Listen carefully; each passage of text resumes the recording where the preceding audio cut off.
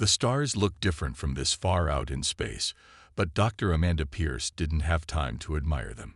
Her hands moved quickly over the holographic display as she reviewed the latest request from the Galactic Council. This would be the 7th alien species to ask for humanity's help with death rituals in the past month alone. Another call for help? Christopher Bennett asked, floating into the observation deck of the research vessel Mourner's Vale.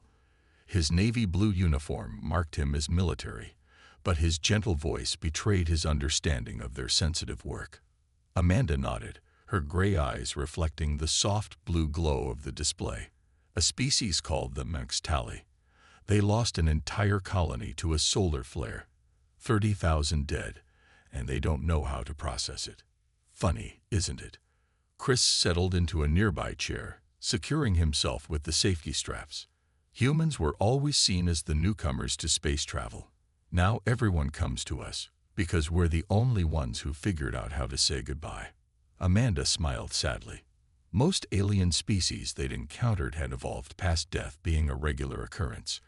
Medical technology, backup bodies, and consciousness transfers had made actual death rare among the stars. But when it did happen, these advanced civilizations found themselves lost, like children facing loss for the first time. The ship's AI chimed softly. "Dr. Pierce, we're receiving a priority transmission from the Mextali representatives. They're requesting immediate visual communication." "Put them through," Amanda said, straightening her white research uniform. The holographic display shifted, revealing 3 tall, silvery beings. Their crystalline bodies caught the light, creating rainbow patterns across the observation deck.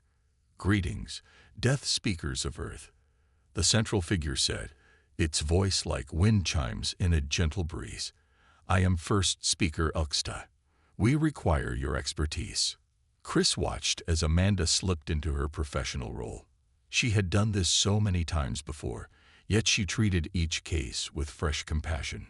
"We received your initial report, First Speaker. I'm Dr. Amanda Pierce, and this is Lieutenant Christopher Bennett. We're ready to help your people through this difficult time." The Mextali's crystalline form dimmed slightly, their version of grief. "We do not understand what is happening to our people, the survivors of Colony 7. They are malfunctioning. They refuse to work. They emit strange sounds when alone. Some have even started creating images of the lost ones." Amanda nodded understanding. "They're crying, First Speaker. And the images, those are memorials. Your people are grieving." "Grieving?" The alien repeated the word, as if tasting something foreign. "We have read of this human concept, but we do not understand its purpose. The dead are gone. Creating images and making sounds will not bring them back." Chris stepped forward. "With respect, First Speaker, that's not the purpose. Grieving isn't about bringing the dead back. It's about helping the living move forward." Amanda pulled up images from the ship's database, centuries of human funeral rites, memorials, and grieving customs from every culture on Earth. "Your people are experiencing something natural and necessary. Grief is how we process loss. It's how we honor those who are gone while helping those left behind find peace." The Mextali leaders studied the images with their faceted eyes. "These are all different methods of processing death." "Yes," Amanda explained. "Every human culture developed its own ways of handling death. Some burn their dead and scatter the ashes. Others build great monuments. Some celebrate the life that was lived, while others mourn the loss quietly. But they all serve the same purpose, helping us accept the reality of death and find ways to continue living." The First Speaker's crystalline form pulsed with new colors.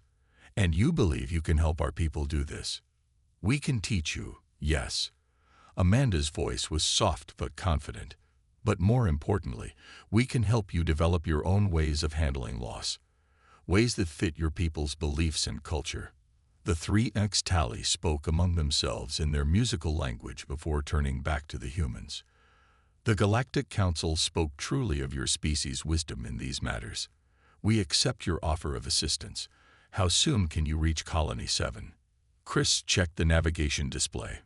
At maximum speed, 3 Earth days. We will expect you then, the first speaker said. Please, help our people stop malfunctioning. After the transmission ended, Amanda sat quietly for a moment. Chris knew that look. She was already planning how to help these beings understand that grief wasn't a malfunction, but one of the most important functions of a conscious, feeling species. You know what amazes me? Chris said, breaking the silence. 100 years ago, humanity was still trying to prove we deserved a place among the stars. Now we're teaching beings centuries ahead of us in technology about something as old as consciousness itself. Amanda began organizing her research materials. That's because they focused so much on avoiding death that they never learned to face it.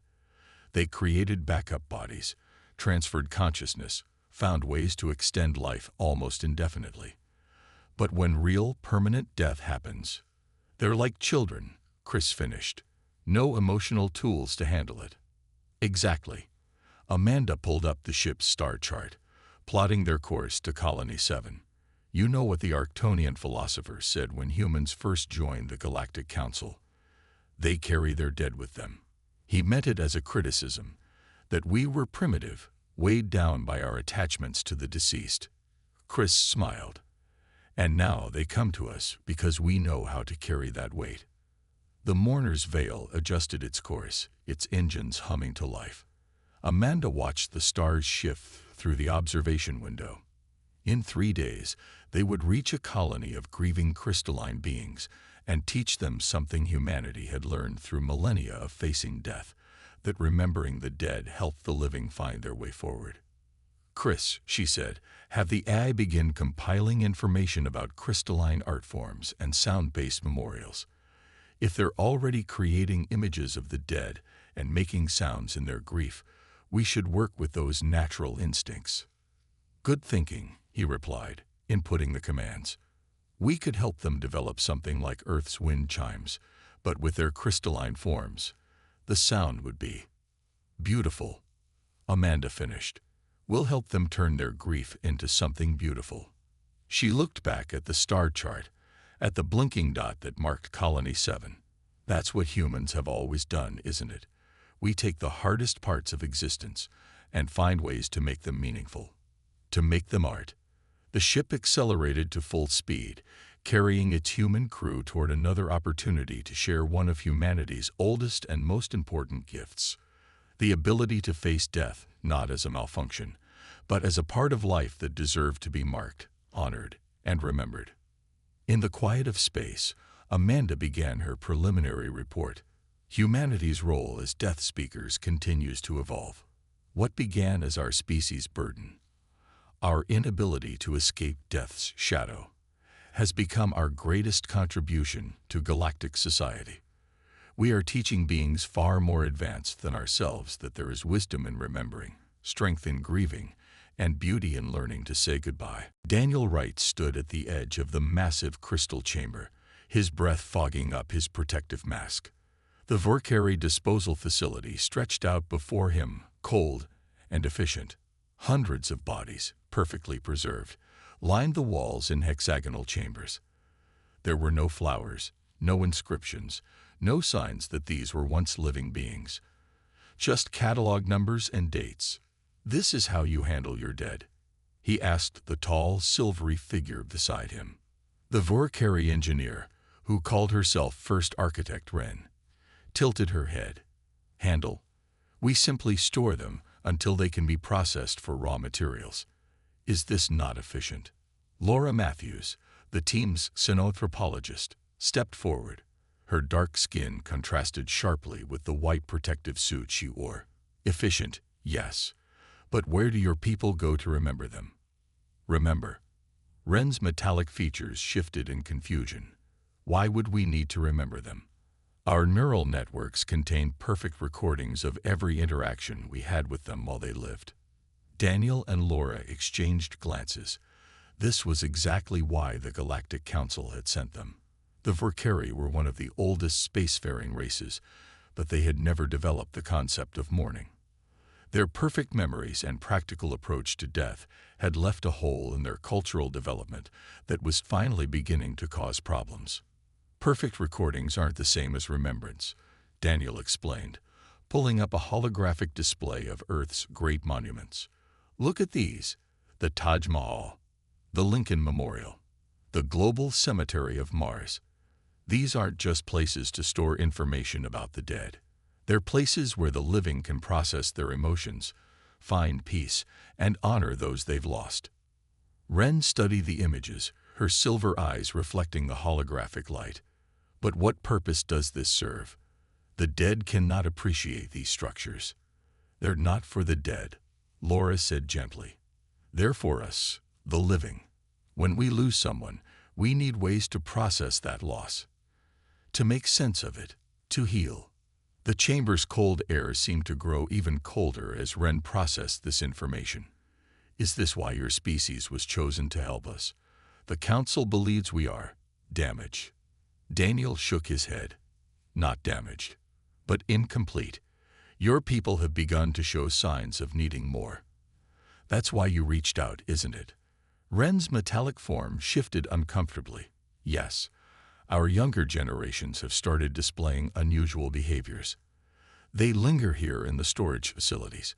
They create art depicting those who have stopped functioning. Some even refuse to allow their dead to be processed for materials. We do not understand these behaviors. They're grieving, Laura explained. Even without being taught how, they're trying to mourn their dead. It's a natural response to loss. But we have never needed this before, Ren protested. For millions of years, we have handled death with perfect efficiency. Daniel walked to one of the storage chambers, wiping away the frost to reveal the face of a young Vorkari within. Tell me about them. Not their catalog number or their date of death. Tell me who they were. Ren approached the chamber. This was Second Engineer Val. She discovered a new method of crystal fusion that improved our building efficiency by 12%. Her work continues to benefit our society. That's what she did, Laura noted. But who was she? The Vorkari architect stood silent for a long moment. She would create patterns in her work that served no practical purpose. When asked why, she said they made her feel joy. I did not understand then. Perhaps I still do not. Daniel pulled up a new hologram, this time a design he had been working on. This is a concept for what we call a memorial garden. It combines your crystalline architecture with spaces designed for reflection and remembrance. Places where you can not just recall memories, but feel them, process them, honor them. The design showed graceful crystal spires that caught and reflected light in complex patterns. Between them were quiet spaces, water features, and areas where visitors could leave small tokens or create temporary art. It was a blend of human memorial traditions and Vorkari aesthetic sensibilities. The patterns, Ren said suddenly. They're like the ones Val used to make. Yes, Daniel smiled behind his mask. We studied examples of Vorkari art throughout your history. There have always been those among you who created beauty beyond pure function. We want to give those impulses a place to exist, especially when it comes to remembering your dead. Laura activated another display, showing brain scans of various species. Look at these. They show how different species process grief. Even without cultural traditions of mourning, your people's brains light up the same ways ours do when experiencing loss. You feel it. You just haven't had ways to express it. Expression of loss. Ren repeated the word slowly. Is this why your monuments are all different? Different ways of expression. Exactly, Daniel said. Every culture, every species finds its own way to remember and honor their dead. We're not here to tell you how to mourn. We're here to help you discover your own way. Ren moved through the chamber, her metallic hand trailing along the storage units. And you believe this? Memorial Garden will help. It's a start, Laura said. A place where your people can begin to explore these feelings they're having, where they can learn to process loss in ways that make sense for your species. The Vorkari architect stopped at another storage chamber, this one containing an elder of her species. This was my primary teacher. When she stopped functioning, I archived our interactions and continued my work.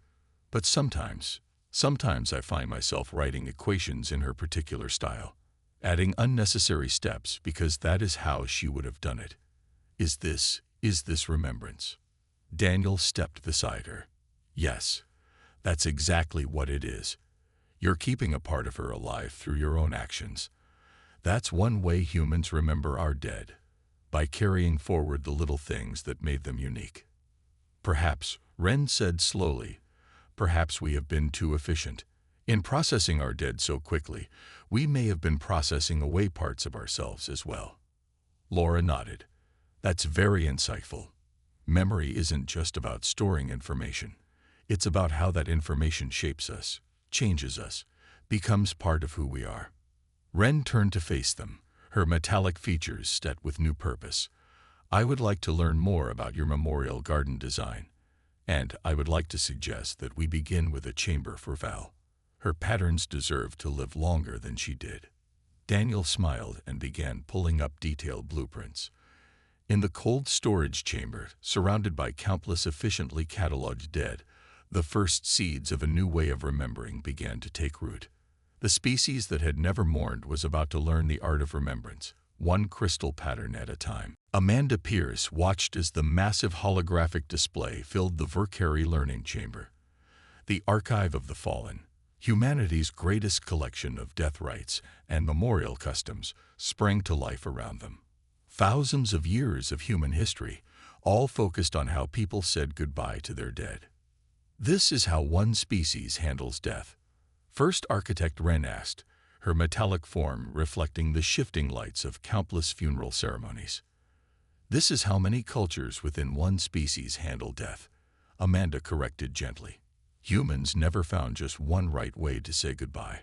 We found thousands. The learning chamber was filled with young Verkeri students, their silver forms gleaming as they watched ancient Egyptian mummies being prepared, Viking funeral ships burning, and modern space burials among the stars. Each student had been chosen because they showed signs of what their elders called the remembering sickness, an emerging need to mourn their dead. Laura Matthews stepped forward, pointing to a new image of a simple grief ceremony. Today, we're going to try something basic, a way of saying goodbye that many human cultures share, the sharing of memories. Some of the students shifted uncomfortably. One of them, who called himself Kev, spoke up.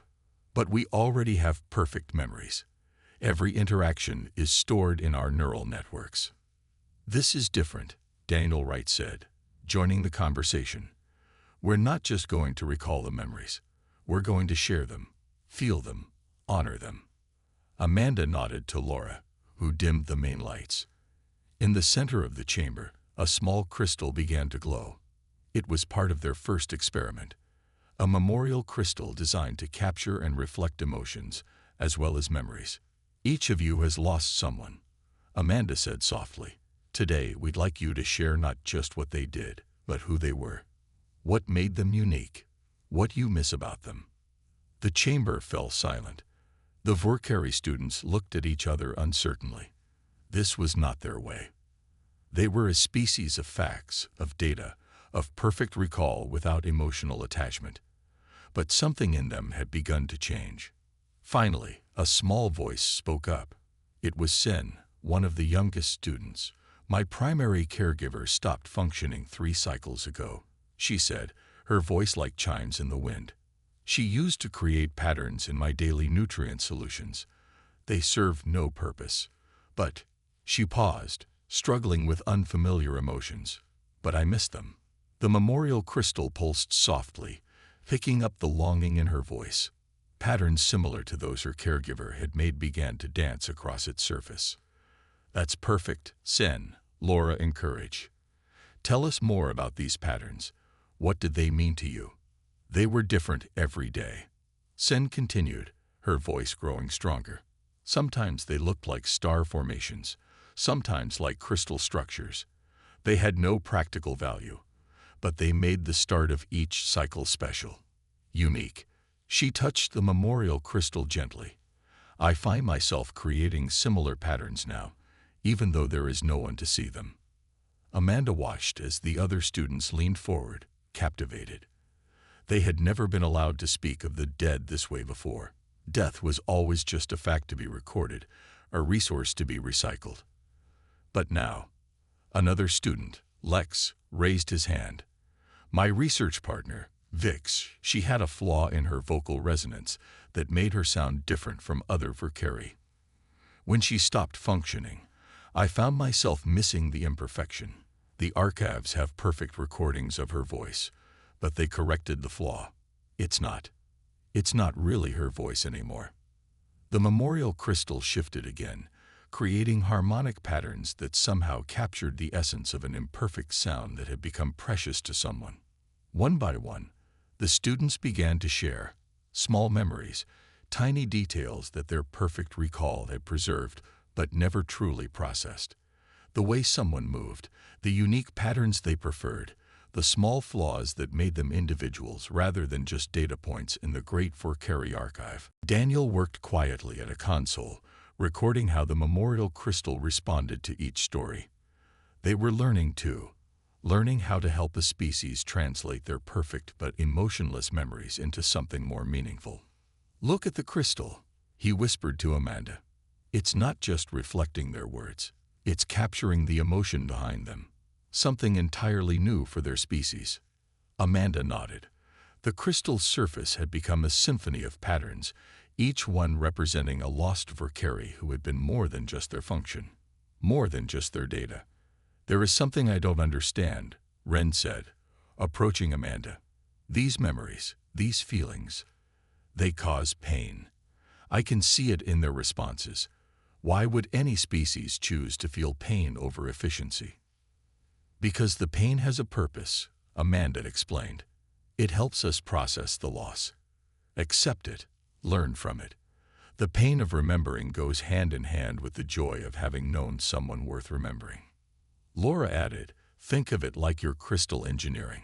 Sometimes, to make a crystal stronger, you have to put it under pressure. The very thing that could break it ends up making it more beautiful, more resilient. The students continued sharing memories as the day went on. Some were barely more than whispers, others grew into full stories. The memorial crystal captured them all, turning grief and love and longing into patterns of light and sound that filled the chamber. We're going to teach you many ways to remember, Amanda told them as the session began to wind down. Some will come from Earth's traditions. Others will develop together, finding ways that suit your species. But this sharing of memories, this is where it begins, with simple stories about those who made your lives more than just a collection of data. Sen approached the memorial crystal one last time. Could we keep this memory crystal active, even when we're not in session? I think I would like to come and share more memories of my caregiver's patterns. Amanda smiled. Of course, that's exactly what memorials are for, places to return to remember, to share, places that help us carry our dead with us, not as perfect recordings, but as the imperfect, wonderful beings they were. As the students filed out of the chamber, each one paused to look at the crystal, now alive with the patterns of their combined memories. They had begun to learn what humans had known for millennia, that remembering the dead was not about perfect preservation, but about keeping alive the small, precious details that made each life unique. In the quiet of the empty chamber, the memorial crystal continued to pulse softly, whispering the stories of the gone in patterns of light and shadow. It was the beginning of something new, a bridge between human emotion and Verkeri precision, between perfect memory and imperfect love. The species that had never mourned was learning to whisper the names of their dead, one memory at a time. The emergency alarms echoed through the crystal halls of the Verkeri mining complex. Red warning lights flashed across metallic faces as workers rushed toward the deep mining levels. Something had gone terribly wrong in the crystal mines beneath the surface of their homeworld. What happened? Amanda Pierce asked, running alongside First Architect Ren toward the emergency command center. Level 12 collapsed. Ren's voice chimed with unusual discord. The new crystal vein was unstable. We lost contact with 342 workers. Daniel Wright and Laura Matthews were already at the command center when they arrived. The room's walls were covered with displays showing the damage. The collapse had sealed off all escape routes. The mining level was completely cut off. "Can we get them out?" Daniel asked, studying the structural diagrams. And Elder Verkeri, Master Engineer Cole, shook his head. His silver form seemed dimmer than usual. "The pressure is too great. Any attempt to dig would cause further collapse. And their air supply." He didn't finish the sentence. He didn't need to. "They're going to die down there," Laura whispered. The command center fell silent.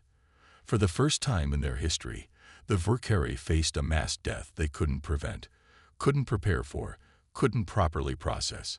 342 of their people would die without their consciousness being transferred or their memories preserved. "We need to do something," Amanda said firmly. "Not to save them. We can't. But for everyone else. For the families, the friends, the community. They need a way to handle this." Master Engineer Cole turned to her sharply. "Handle it. We will record the incident, document the deaths, learn from the engineering mistakes. That is how we handle things." "Not this time," Wren said quietly. Her voice carried the weight of everything she had learned about human death customs. "This time, we need to do more." "More?" Cole's voice rose. "What more is there to do? They will be gone. Adding ceremony will not change that." "No," Laura stepped forward, "but it will help those left behind. Your people have already started to feel grief, to need ways to remember. A tragedy this big, you need to give them a way to process it." A young Verkeri communication officer spoke up. "We're receiving transmissions from the trapped workers. They want to send messages to their loved ones." This was unprecedented.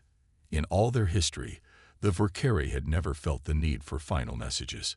Death was simply the end of function. But something had changed in their society. "Put them through," Amanda said quickly. "All of them. Record everything. Not just their words, their voices, their emotions, the way they say goodbye. These messages will be precious to those left behind." The next few hours were filled with voices from below. 342 Verkeri, facing death with newfound emotion, sending up their final thoughts. They didn't just report facts or share data. They spoke of feelings, of regrets, of love. "Tell my learning group that their questions made every day interesting," one voice said. "I wish I had shown my primary partner the patterns I created in secret," another whispered. "The garden I tended. Please don't let them process it for materials. Let it grow," a third voice pleaded. Daniel worked quickly at a console, recording everything. "We're not just preserving their last words," he explained to Wren. "We're capturing the first true Verkeri goodbyes in your species' history." But not everyone understood. A group of elder Verkeri had gathered outside the command center, led by archive keeper Zin. They were disturbed by the emotional displays, the inefficient use of final moments. "This is the danger of human influence," Zin declared. "Our people are being corrupted by their emotional excess. The dead are dead. These messages serve no practical purpose." "You're wrong," Sen appeared from the crowd. The young student they had taught to share memories stood tall before the elders. "I lost my caregiver without a chance to say goodbye. These messages, they are not for the dead. They are for us. For the ones who must continue." The argument might have continued, but it was interrupted by a final transmission from below. The air was running out. The trapped workers had one last request. "We have been learning about human death customs," their spokesperson said, voice growing weak. We request a memorial. Not just storage and processing. Remember us. Remember who we were, not just what we did." The transmission ended. The mining level fell silent. 342 lights went out on the status board. In the heavy quiet that followed, Amanda turned to the gathered Verkeri. "How will you honor their last request?" The divide in Verkeri society had never been more clear. The elders stood rigid, clinging to their old ways of efficient processing and emotional distance. The younger generation grieved openly, their metallic forms dimmed with sorrow. But then Ren stepped forward. "I propose we build a memorial garden at the mine entrance, not just a marker, but a place of remembrance. We will inscribe their messages in crystal, create patterns from their final words, make a place where their loved ones can come to remember." "Wasteful," Zin protested. "Inefficient." "Yes," Ren agreed surprisingly. "Like the patterns a caregiver drew in nutrient solution. Like the flawed voice that became precious to a friend. Like all the small, inefficient things that make us more than just our function." She turned to Amanda. "Will you help us build it?" Amanda looked at her team. Daniel was already sketching designs, Laura was organizing the recorded messages, and both nodded firmly. "Of course we'll help," Amanda said. "This is why we're here. Not to tell you how to mourn, but to help you find your own way to remember." As the argument between tradition and change echoed through the crystal halls, Amanda watched the younger Verkeri begin to gather. They shared memories of the lost ones, spoke their names, described their unique patterns and habits. They were learning what humans had known since they first gained consciousness. That death was not just an end to record, but a loss to be honored. The price of memory was high. It meant feeling pain, acknowledging loss, accepting that even a species of perfect recall couldn't truly preserve everything about a person. But as the Verkeri began their first true memorial planning, it was clear that more and more of them found it a price worth paying. In the depths of their crystalline world, a society was changing. The species that had never mourned was learning that efficiency wasn't everything. Sometimes, the most important things in life and death were the small, imperfect, emotional details that made each being unique. The morning light filtered through the half-finished crystal spires of the memorial garden, casting rainbow patterns across Daniel Wright's face as he worked. Around him, young Verkeri architects moved with careful precision, shaping crystal formations that would house the memories of their lost miners. "The resonance isn't quite right," Sen said, adjusting a crystal panel. Unlike other Verkeri structures that focused on efficiency, every piece of this garden was being tuned to produce specific emotional responses. "I want visitors to feel what I felt when my caregiver made patterns for me." Daniel smiled, watching her work. In the 3 months since the mining disaster, he had seen these young Verkeri transform from precise engineers into artists. They were learning to build not just with their hands, but with their hearts. "Try angling it 2 degrees more," he suggested. "Sometimes emotion needs imperfection to feel real." Laura Matthews approached, carrying a data crystal containing more recorded memories from the miners' families. "The response has been overwhelming," she told Daniel. "Even some of the elders are starting to share memories. Real ones, not just work records." The memorial garden was taking shape around them. At its center stood a massive crystal spire, each facet inscribed with the final messages from the lost miners. Surrounding it were smaller structures, each designed to capture and reflect different aspects of remembrance. First Architect Ren emerged from one of the meditation chambers they had just completed. "The acoustic properties are working better than expected," she said. "When visitors speak of their lost ones, the crystals resonate with their voices. It creates, I believe humans would call it music." "That's exactly what it is," Amanda Pierce said, joining them. "The music of memory." The garden was unlike anything ever built on the Verkeri homeworld. Traditional Verkeri architecture focused on straight lines and perfect angles. But this place was full of curves and spirals, inspired by the patterns the lost miners had loved to create in secret. A group of young Verkeri worked nearby, programming light sequences into crystal matrices. Each sequence represented a different miner's favorite patterns. When activated, the entire garden would pulse with their combined creativity, their hidden art finally displayed proudly. Archive Keeper Zen visited yesterday, Laura mentioned, her voice careful. The elder Verkeri had been the strongest opponent of the memorial project. "What did he think?" Daniel asked. pausing in his work. He stood in the resonance chamber for 3 hours. Laura smiled. When he came out, he asked if we could include his brother's pattern sequences. Apparently, his brother used to create unauthorized crystal formations during his rest cycles. Zin had always marked it as a productivity violation in the records, but now he wants to preserve it, Amanda finished, because it was what made his brother unique. The work continued throughout the day. More Verkeri arrived, bringing memories to add to the garden's collection. Some brought small crystal formations their lost ones had created. Others brought recordings of unique sound patterns or light sequences. Each item found its place in the growing memorial. "I've been thinking," Sen said as she worked on a particularly complex light pattern. "Humans build these places everywhere, don't you? Not just for big disasters, but for any loss." Daniel nodded. "Every culture has its own way of remembering. Some build grand monuments, others create small shrines. Some write names in stone, others plant gardens.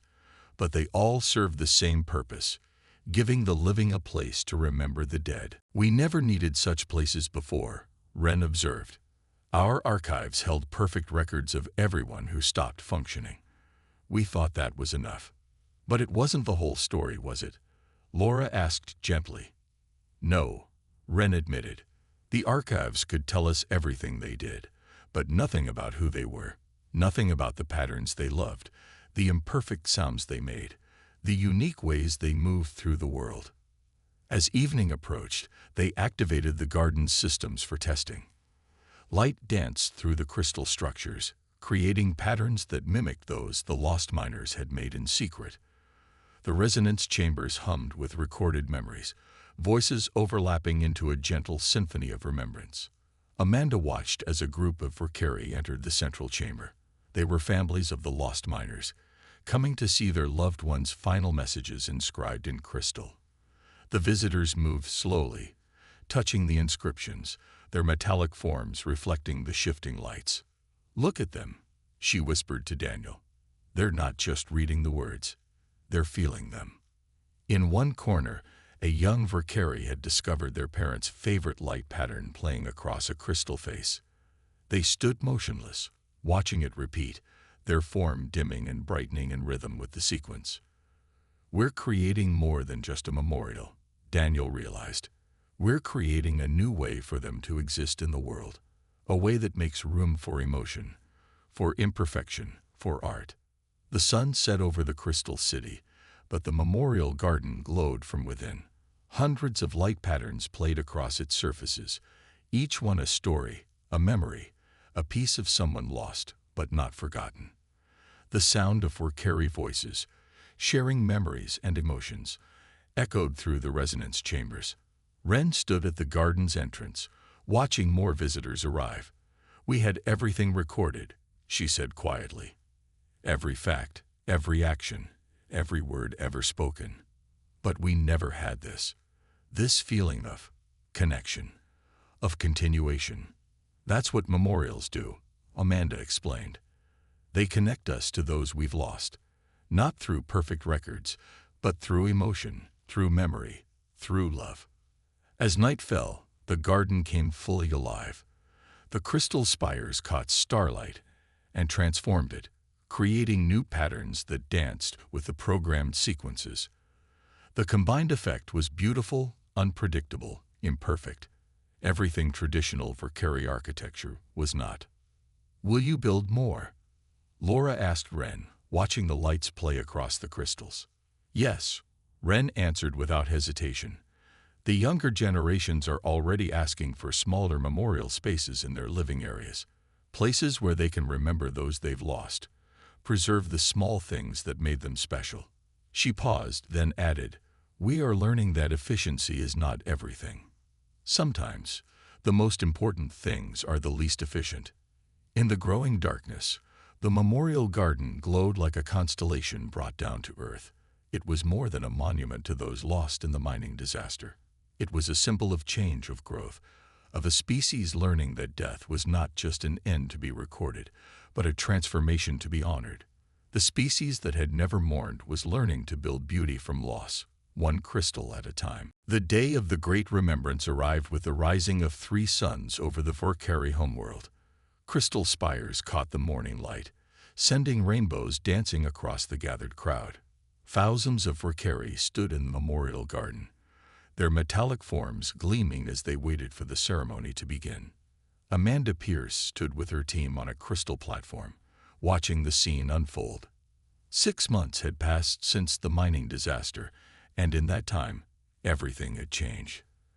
The species that had never mourned was about to hold its first formal memorial ceremony.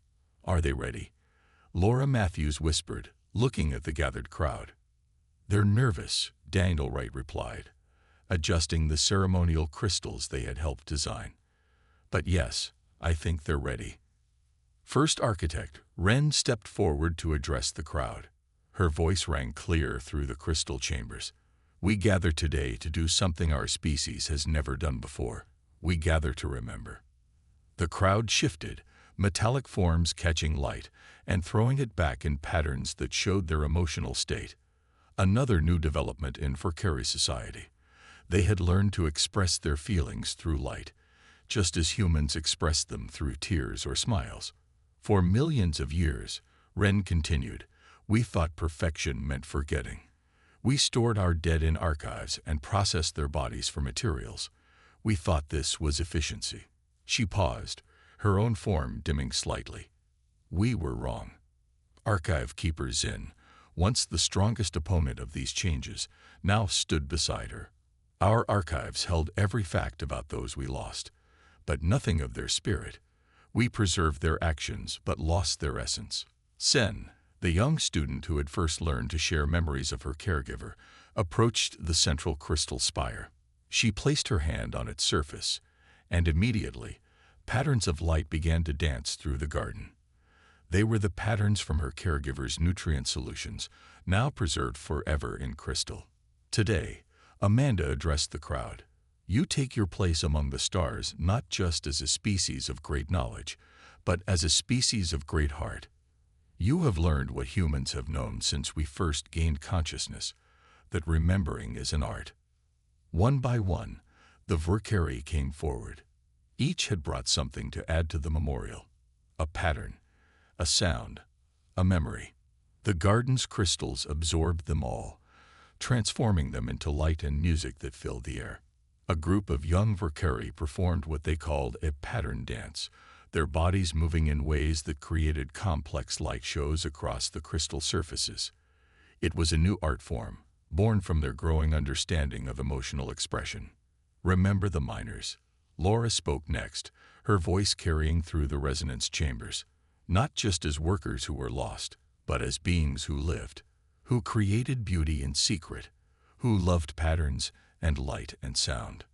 The names of all 342 lost miners appeared on the crystal spires, each accompanied by their final messages and the patterns they had loved. But now, there were new additions, memories from friends and family, stories of their small quirks and hidden talents.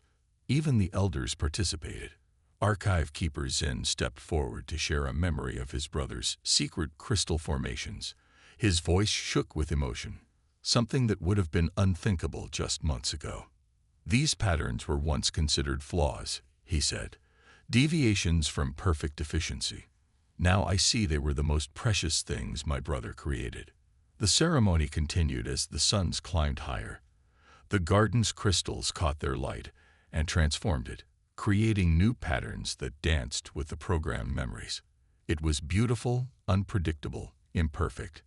Everything the Vorkari had once rejected. A young Vorkari child asked Amanda, "Is this how humans remember their dead?" "Every culture does it differently," she explained. "But the important thing is that we remember. We keep their stories alive. We learn from their lives and honor their memory." The child nodded, creating a small light pattern of their own. "I think I understand now. The dead are not just data to be stored. They are patterns to be remembered." As the ceremony reached its peak, all the garden's crystals activated at once. Thousands of patterns played across their surfaces. Every memory, every message, every secret pattern now preserved and celebrated. The combined effect was overwhelming, a symphony of light and sound that represented not just loss, but love. "We have learned much from humans," Ren addressed the crowd again. "Not just about death, but about life, about the beauty of imperfection, about the art of remembrance." The Galactic Council representatives, who had come to witness the ceremony, nodded in approval. The species that had never mourned had not just learned to handle death, they had transformed it into something beautiful. "This is not the end," Amanda told her team as they watched the ceremony continue. "This is just the beginning for them." She was right. Already, other Verkeri cities were planning their own memorial gardens. Young Verkeri were creating new art forms based on emotional expression. The change had spread beyond death customs to affect their entire society. As the ceremony drew to a close, Sen led the crowd in what they called the final pattern, a massive coordinated light show that represented both grief and hope, loss and remembrance. The pattern spread from the garden to the surrounding city, until the entire crystal metropolis glowed with shared memory. "We are change," Ren declared. "We are more than we were. And those we have lost live on, not just in our perfect records, but in our hearts." The gathered Verkeri raised their hands, creating one final, massive pattern of light that reached toward the stars. It was their way of saying goodbye, of letting go while holding on to what mattered most. Amanda looked at her team. At Daniel, who had helped design this place of remembrance, at Laura, who had helped them understand their emotions, at all the humans who had shared their ancient wisdom about death and memory. "They'll never be the same," she said softly. "No," Laura agreed. "They're better. They've learned what every human civilization discovered. That death is not the end of the story. It's just the beginning of remembrance." As the three suns set over the Crystal City, the memorial garden continued to glow with thousands of preserved memories. The species that had never mourned had learned not just to handle death, but to transform it into art. They had learned that efficiency wasn't everything, that imperfection could be beautiful, and that remembering was the greatest gift the living could give to the dead. The art of letting go, they discovered, was not about forgetting. It was about remembering in just the right way.